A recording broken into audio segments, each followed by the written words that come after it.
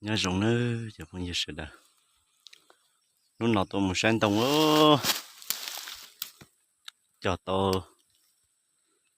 lâu lúc xong lại chỉ lúa lại phá xin luôn chỉ lúc nào tôi một sáng là thứ gì nữa ta tập biết gì hồi cho ba tuổi cờ gì nữa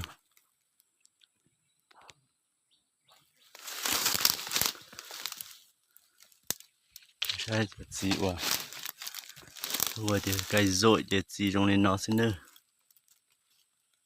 gì ít để trong nó nữa dầu linh đi tê nó xứ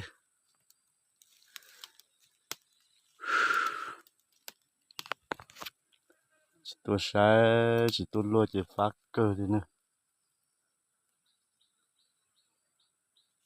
bọn đồng tợ đi nữa